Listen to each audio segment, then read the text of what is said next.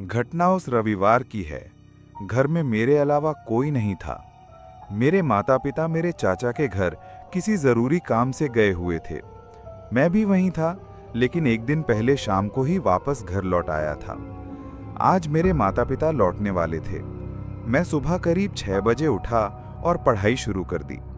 पढ़ाई पूरी करने के बाद मैं रसोई में गया, चावल पकाया और फ्रिज में रखी सब्जी के साथ खाना खाया। किसी वजह से आज कॉलेज जाने का मन नहीं हो रहा था, लेकिन पिताजी एक कॉलेज के प्रोफेसर थे, इसलिए कॉलेज बंक करना मुश्किल था। मन मारकर मैं साइकिल लेकर कॉलेज के लिए निकल पड़ा। रास्ते में मैंने सोचा कि अपने दोस्त संजय के घर से उसे ले लूं, साथ चलेंगे, लेकिन उसके घर पहुंचने पर कोई जवाब नहीं मिला।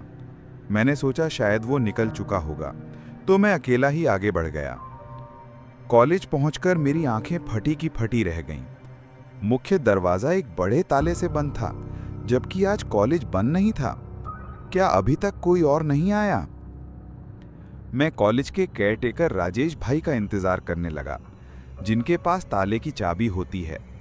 इसी दौरान कॉलेज के सामने अकेले खड़ा रहना मुझे डराने लगा, क्योंकि कॉलेज के ठीक बगल में एक शमशान घाट था।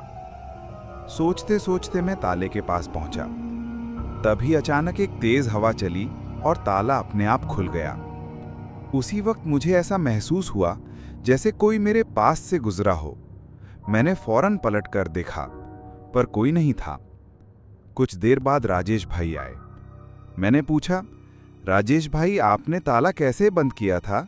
वो तो हवा से ही खुल गया। लेकिन उन्होंने कोई जवाब नहीं दिया और सीधा अंदर चले गए। मुझे कुछ अजीब सा लगा। मैं अपनी कक्षा में गया और वहां अकेले बहुत देर तक बैठा रहा। कोई नहीं आया।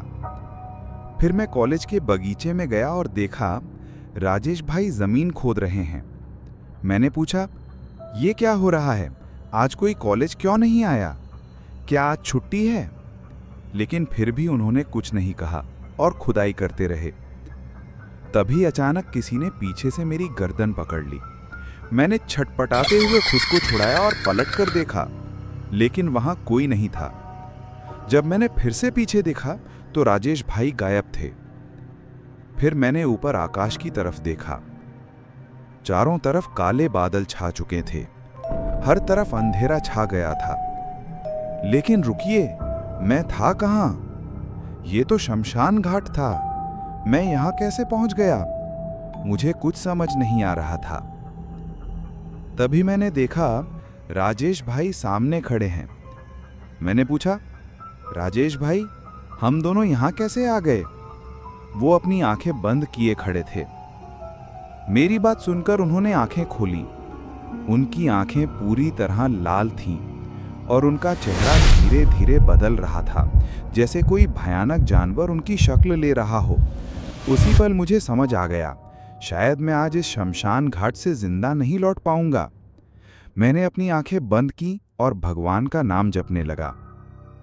मेरा पूरा शरीर सुन्न हो गया और फिर मुझे कुछ याद नहीं। जब होश आया तो मैं अस्पताल के बिस्तर पर था। मेरे माता पिता मेरे सामने खड़े थे। पिताजी ने पूछा, तुम उस शमशान घाट में क्यों गए थे? मैंने जवाब देने की बजाय बस पूछा, मैं अस्पताल में कैसे पहुंचा? तभी पिताजी बोले, एक आदमी कॉलेज के बगल वाले शमशान घाट से गुजर रहा था।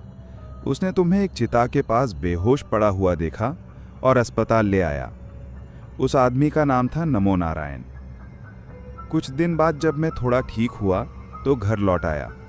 उस दिन के बाद मैंने ये बात किसी से साझा नहीं की, लेकिन आज भी जब उस शमशान घाट की याद आती है तो कभी कभी मेरी तबीयत फिर से बिगड़ जाती है।